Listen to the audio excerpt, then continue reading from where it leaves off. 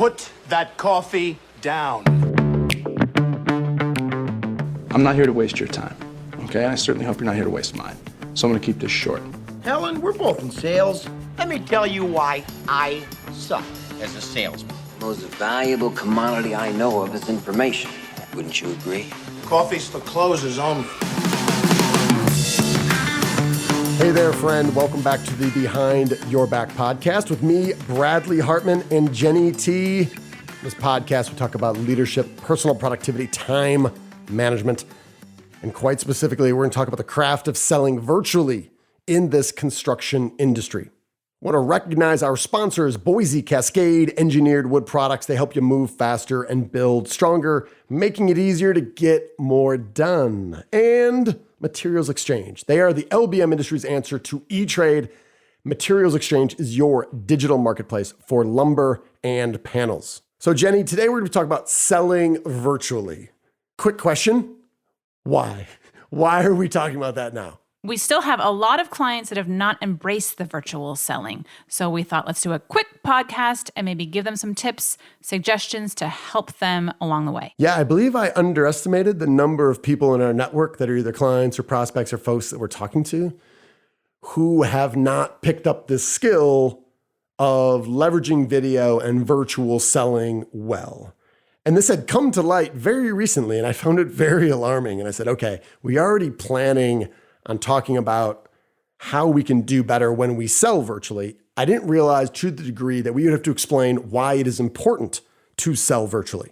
That's true. And a lot of our clients, when they said they don't do it, I was thinking, oh, it's because they're just worn out. No, they really never started doing it. So that's not even an excuse. You were 100% right. No. And I was saying, I know everyone's kind of worn out. And they're like, no, just I was never worn in. We just never started. I said, oh, you haven't been doing any of this? And it's not, for some folks that might be thinking, oh, maybe this is an ageist situation. It is not. Mm-hmm. We were very recently with some 20-somethings.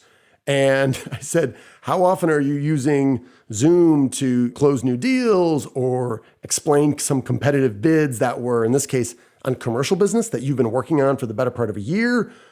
And they're like, oh, not a whole lot. And I said, what does that mean, a whole lot? That means like none. And they're like, no, I do, just not for work. And I almost put my head through the drywall. And I'm like, what do you mean you're not using it for work? Do you not want to close new business? And they're in a sales role. And I think we need to kind of start with some fundamental beliefs. Let's start with some first principles, if you will, Jenny.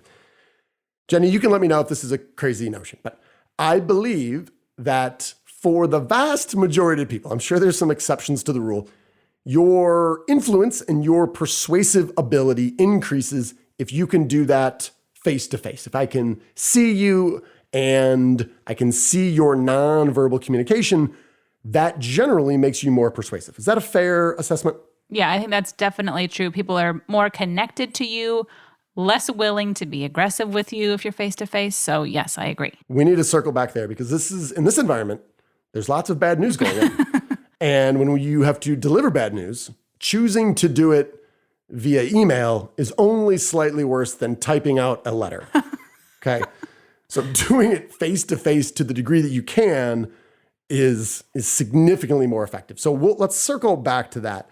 So if we believe that we are more influential and persuasive when we can do this face-to-face, and we realize that as we're coming out of this pandemic, that has been a change that we've had to handle. We've been able to do that less in this relationship business, slap you on the back, go buy you a beer. That has been more challenging. So if we believe these things to be true, then if I'm not selling virtually, especially with video, I am choosing to not be as influential or persuasive as possible. Yeah, and I think it's also a mistake to believe this is going away after COVID. It's not going away after COVID. It's going to still be here. It's convenient for people, so you've got to embrace it at some point. Yes, overwhelmingly what we have heard from clients that are builders and friends that are builders is, has there been overreaction to Zoom? Is now the default Zoom? Yes. In some cases, is that bad? Yes. Will we ever get rid of it? No, because it saves us a ton of time and energy and we can get more done. So It is here to stay. And for salespeople that have acquired or still want to acquire these skills of virtual selling, They will have just another tool to separate themselves, to differentiate themselves from all the other schmucks who are out there selling something. Let's see if we can persuade people to embrace this and give them some tips how to make their video calls better. All right. Before we do that, one important thing. For some reason, Jenny, in our industry, it's very common for a builder to say, hey, I'm going to build this. Here's a set of plans. Can you do a detailed takeoff? And we say, yes. How much do I get paid? 0. Fine. Delivering value up front. I will then work on this for 8, 10, 12, 20 hours. I will get done with that. And then, Jenny, how do I capitalize on this to increase the probability that I will land this work that I have now spent so much time doing? And obviously, the opportunity cost. By doing this, I can't do other things. How do we communicate this proposal to our potential new partner? At least what it seems like the majority of our clients are doing is just emailing it over and hoping for the best. Ding, ding, ding. Winner, winner, chicken dinner. Yes, that's what we do. We put in all this time and effort, then what? Well, I email it and I wait.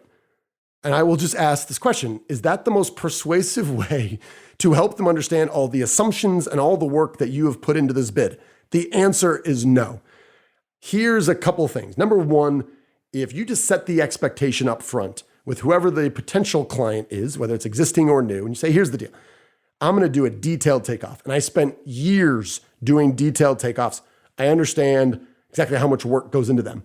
I'm willing to do this for you because I care that it's done right the first time. It's going to take me time. All I ask is for one thing. The builder will say, what? I say, I want at least 15 minutes, just 15 minutes to talk to you about the work that I've done, some of the assumptions, and maybe some of the options that you will have after I spend significant time going through the plans. I'm sure there are people out there who would say, no, Jenny, you're going to put in 12 hours and I won't give you 15 minutes. If you are working with these people, you don't want to be working with these people. Otherwise, the answer is no, that seems reasonable. But we routinely find that they can't get people on the phone once they submit the proposal. You've got to set that expectation up front. So that's not really virtual selling. This is just using your head selling 101.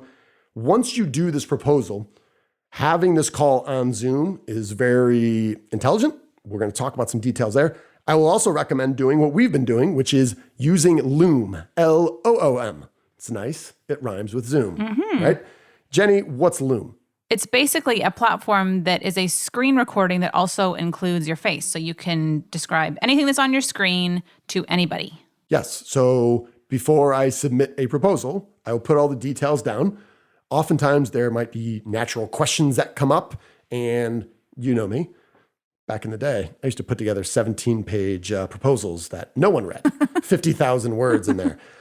You could use one page and say, surely you're going to have some questions, and I will pull up that PDF, and I will hit record, and I will just do a casual, I try to do it in one take. It doesn't have to be perfect.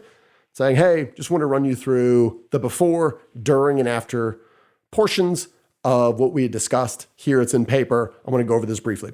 So then you send not only the PDF, right, of the proposal, you also send a link. They click the link. Now they're looking over the proposal while you are coaching them through this.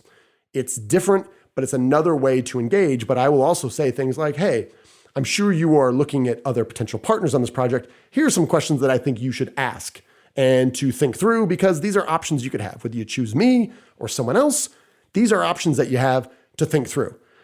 Now, hopefully, I'm being more thoughtful, giving them some things to think about that ultimately I do. Do I want the work? Sure. I also want them to be happy and know what they're getting for their investment. So Loom is a very simple way. And I was talking to builders. You can literally bring up a set of plans and you could just say, hey, I have some questions for you, or here are some of the assumptions that we made as we are going through the mechanicals, right? There are just easy ways to do that. Will immediately differentiate yourself and encourage a further conversation. Okay, before we get into things further, I think we need to remind our listeners that these platforms, Zoom, Loom, whatever else we may discuss, they're not hard to use. If you're someone who's like, I'm really not that savvy with technology, I don't really feel comfortable on this, there are so many ways, quick video tutorials, YouTube, these services have their own tutorials on their website to help you figure out how to use these. They are not hard. So don't let that be an obstacle for you in trying to figure this stuff out. Right. You think of Zoom, and I know Loom is growing faster, and then Should we get into baboon? That's something different. No. Yeah, as you think about Loom or Zoom's probably a better example, they've added like 200 million plus accounts. You don't get that way by being hard to work with. And there's a reason that my mother, who at 72 picked it up like in 5 minutes because she wanted to see a video of her grandkids in real time. Mm-hmm.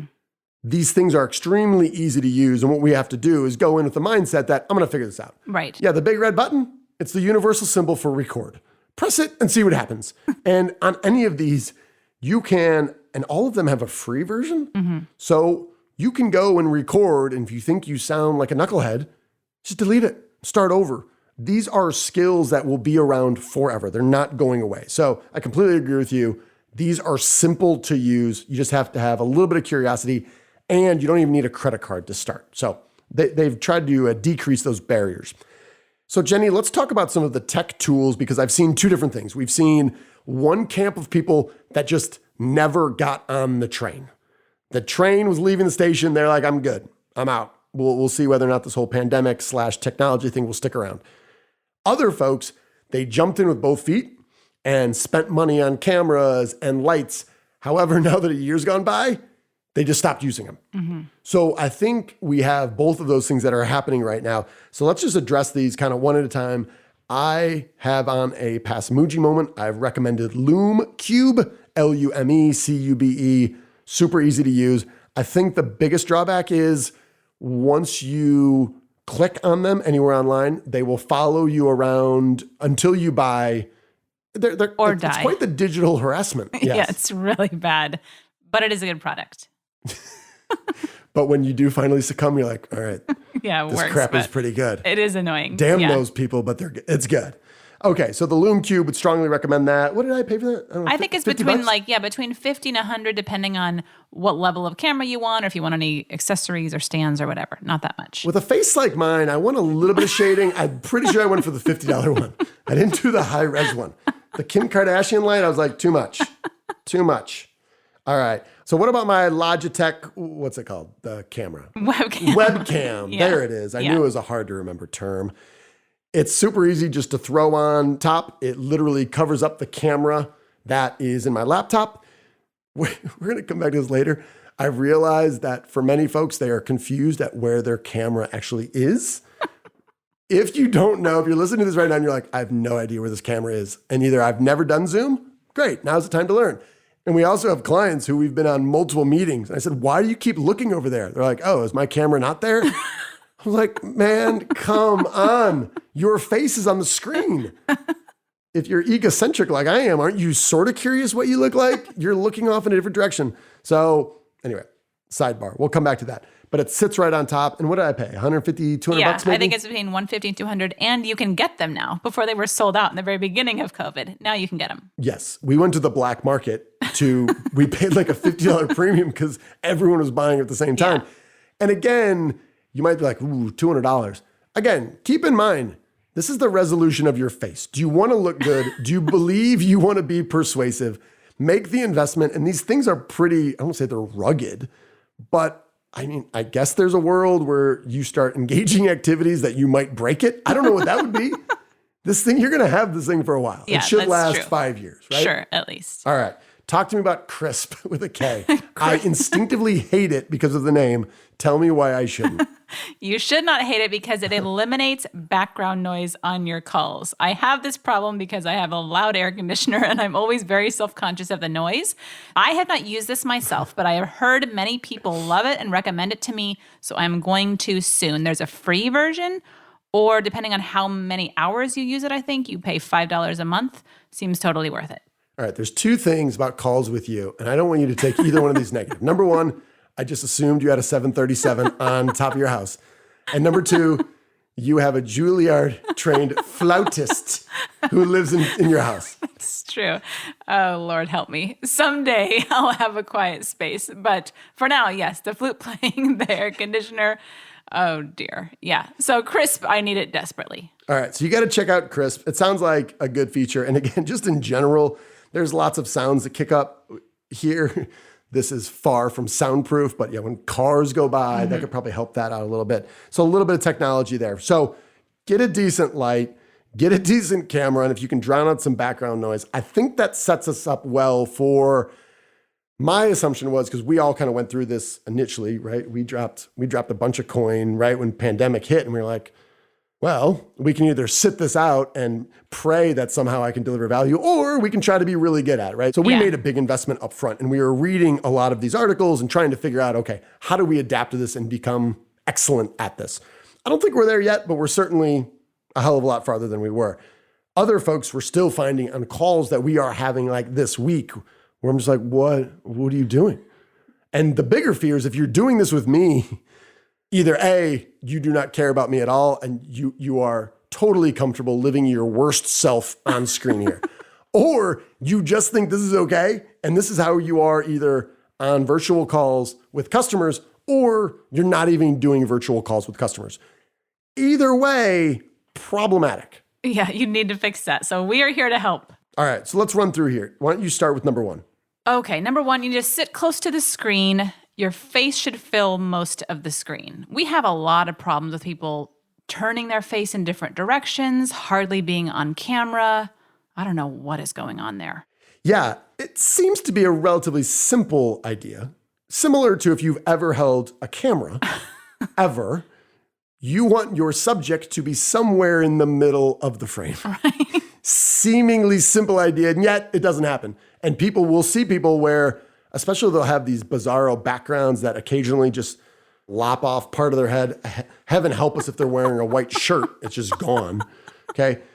But they're not in the middle. They're not even close to in the middle. And I'm like, what are you doing? And also, Jenny, I've become self-conscious. See this little thing in my neck? What's this little thing? This little neck. Everyone doesn't want a double chin, right? Wow. I'm not inferring that you have a double chin. I thought there was something before the double chin. There was some phase of fat around your lower chin that you go to before you get to the double chin. You just told me I had a double chin. No one's ever mentioned that. All right. Well, this is why I'm self-conscious not what about I meant, of course. So it's sagging a little bit. So I'm conscious.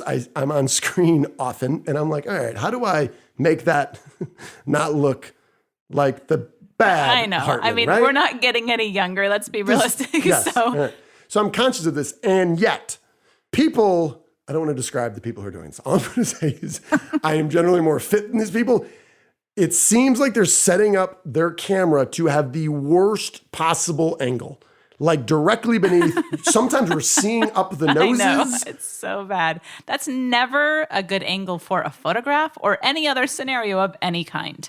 And if you wouldn't do this in a camera, or you wouldn't do it for a photo to put on Instagram, why would you do it live with people that you care about, let alone are selling to? It's really very bad. Right. So I use these blocks that I love. From Wood Grain, we had Brooks Dame on the show. Mm-hmm. Afterwards, he sent us some Wood Grain / Behind Your Back Sales, literally branded, right? Mm-hmm, yeah. Blocks that had their glasses in them. And these are phenomenal. I use these as little blocks to put underneath to elevate my laptop to get a better angle. Yes. Right? You can do this. Find anything around the house. What do you use?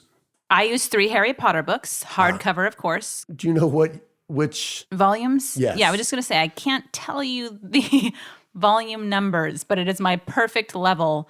Please elevate your computers when you're on these calls. Right. I was going to say, because if you're not careful, though, if you take like the 7th volume of Harry Potter, that was like 6,000 pages. That's true. So that'd be like 36 inches. Yeah, that's true. There's some that are too many. I've tried 4 too high. Yeah. 3 is the perfect number. Yeah. Just have something around. Books are real easy. Mm-hmm. Right? You can just slide them under, but elevate that up. That's going to help you a little bit. So, all right. Put your face in the middle and elevate your screen. All right. This one, we struggle with this. I don't know why, especially if there's more than a handful of people, but I would say even now, I've been doing it, especially if there's other people working around the house. I will mute. If you're not talking, mute. It just simplifies it. Now, there's one obvious downfall to this, Jenny. If you and I are talking and I'm muted, what must I remember to do? Yeah, unmute yourself, which no one remembers. Right. That's okay. People understand. It is. It's weird. You have to have a sign being like holding it up. I do the Dikembe Mutombo finger wag, be like, can't hear you. And then I kind of flap the back of my ear. They're like, I'm hearing nothing. And they're like, oh, sorry, what'd you miss? Well, I missed anything you said before you unmuted yourself. The last 22 minutes of you speaking. Yes. Oh, gosh. Yes, but do mute yourself. I am very aware of this considering the flute playing that's going on 24/7 in my house. Now let's take a quick break to hear from one of our sponsors. You know that old cliche about delivering value in the form of outcomes? It's about drills, right? Why do people actually buy a drill? What do they really want? What's the outcome they're looking for? A hole, right? Well, at Boise Cascade, it's exactly what they deliver. Value and, a ton of holes. Last year, Sawtech's smart saw systems cut more than 1 million HVAC, electrical, and plumbing holes. That number represents thousands of hours in labor savings, reduced waste, and safer job sites. Now, as a former area purchasing manager who negotiated with framers, constantly trying to figure out ways that we could collaborate and build faster, better, smarter, and more economically, this is true innovation here. So contact your local Boise Cascade dealer today and see how you can frame faster with Sawtech. Faster, stronger, easier. It's not just what Boise Cascade does, it's who they are.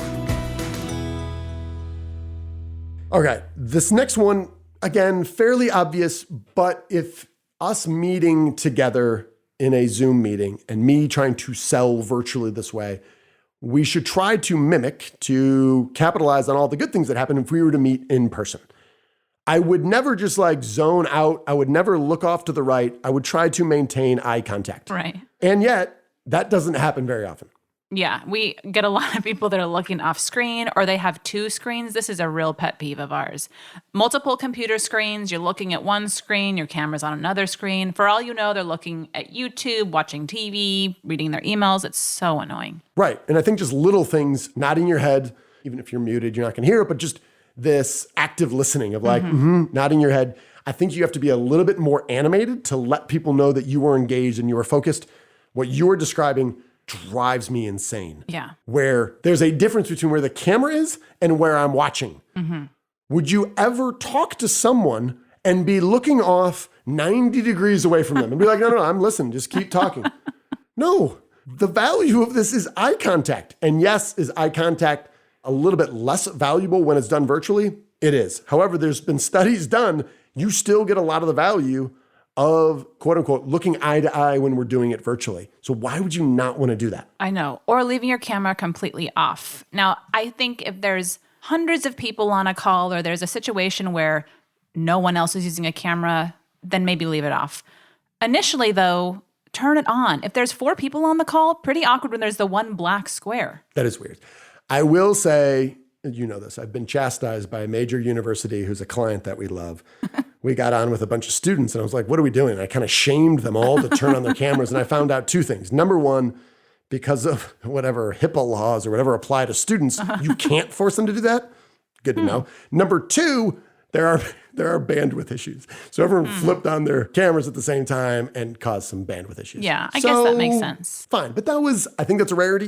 You Yes. jump down and there's 100 students there. That's a little bit different than what we're dealing with here. Right. I call it 4 or 5 people. Right. Yeah. Jenny, I told you this. We may have lost business recently when I started calling people out on some training that apparently they had no context of the fact that the window was behind them and it made them look like they were in a witness protection program. And other than modulating their voice, so we had no idea who they are. So I called them out on this. And you know me, in person and online, really comfortable with awkward silences. This was really awkward. And afterwards, they're like, yeah, that was not handled well. I'm like, I know. And they're like, no, by you. I'm like, what? How else are they going to learn? We're a year into this. You could literally only see the black silhouette of their entire body. And I was like, dude, well, fine.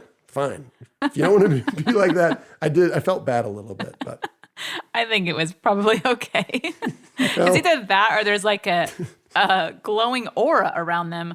Also weird. So just don't sit in front of a window. No, and quite frankly, you can just rotate generally 180 degrees and you'll probably be fine. right? Or spend $50, get a Loom Cube, you can solve this problem. It's not hard. That's true. Not hard. Just care a little bit. You're like, no, people, I don't care. Like, no, I know you don't care. The fact that you don't care is absurdly obvious. I care. You should care about how I feel. Yes. Yes.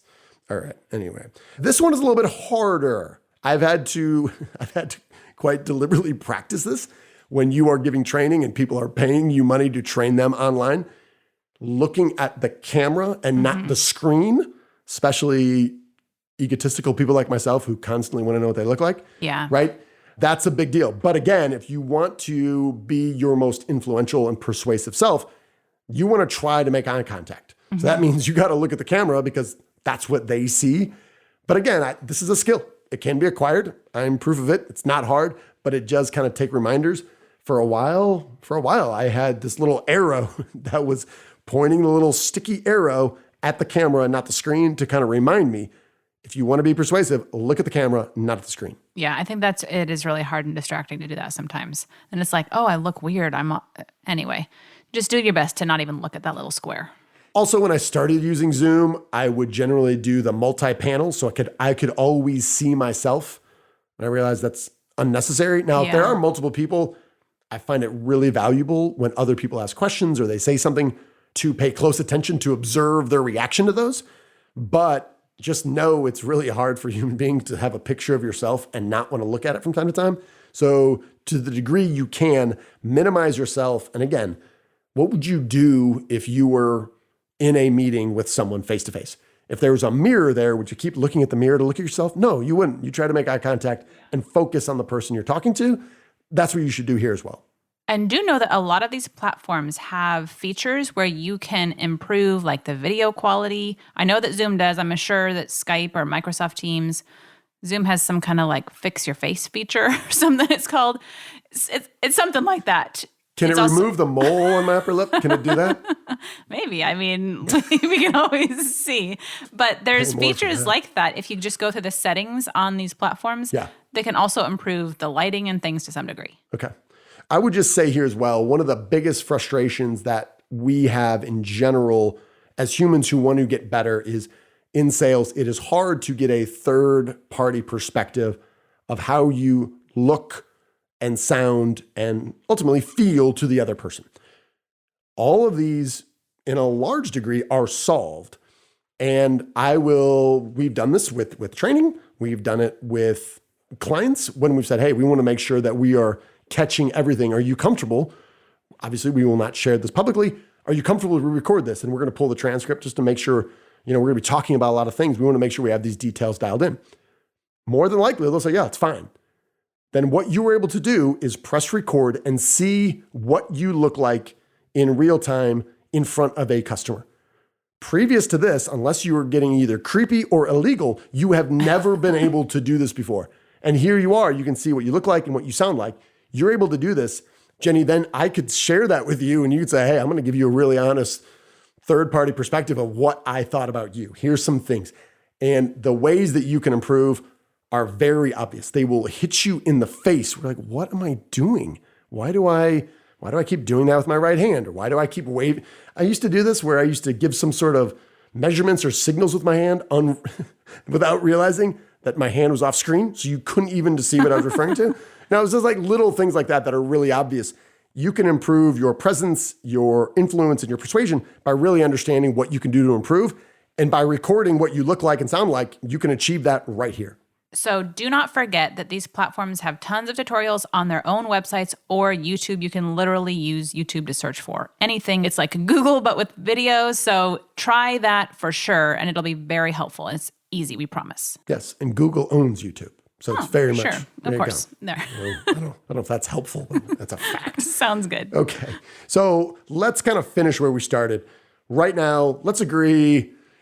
It's hard for me to think back to a time when our clients have had to generally think about delivering bad news more consistently. Mm-hmm.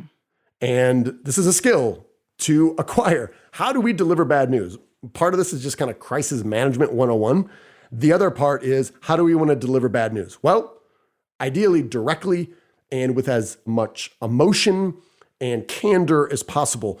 It's far more effective when done face-to-face. And you can get a lot of the non-verbal communication across that way. So if you're going to give bad news, know that you're far more effective doing that face-to-face, whether it's obviously in person, but A secondary place to be able to get a lot of value is by using Zoom, using video to do that.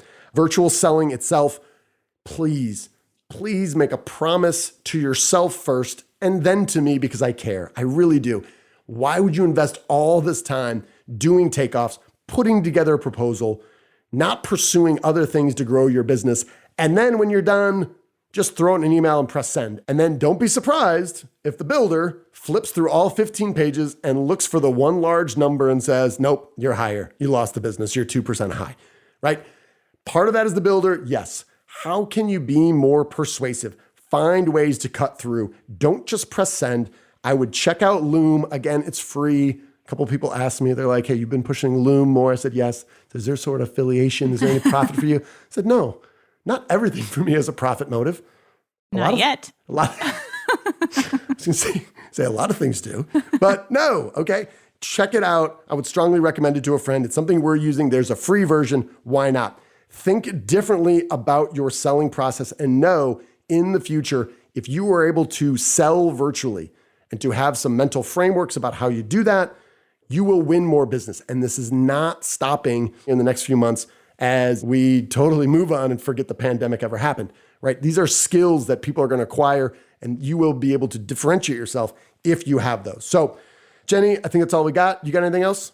One last thing. If you have a reservation or a reason why you aren't using these, email us and tell us why, because we can help you. Maybe write a newsletter about it, another podcast, who knows? But when I say us, I mean Bradley. Email Bradley at behindyourbacksales.com. It's fine, I guess. It just feels bad when you delegate stuff to me.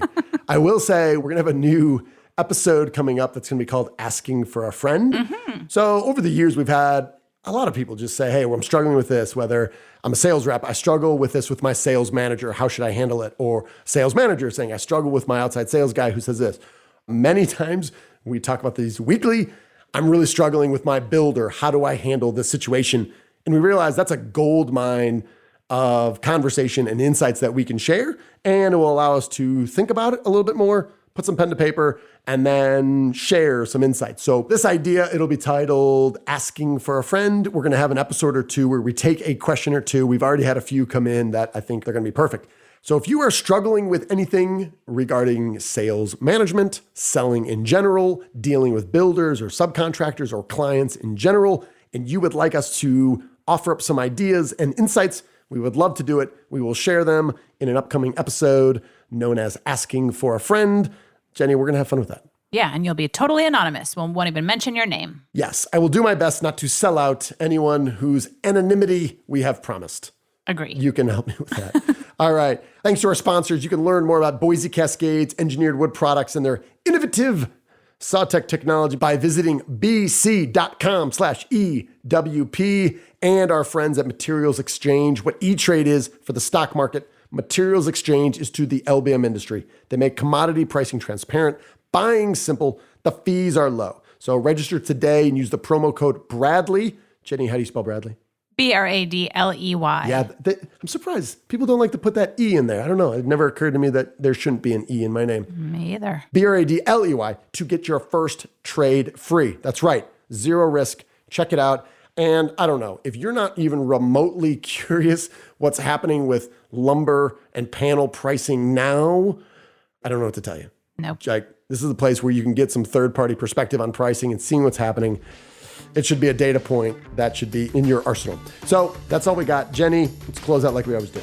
You are owed nothing. Deliver value first. Thanks for listening. Make it a great week.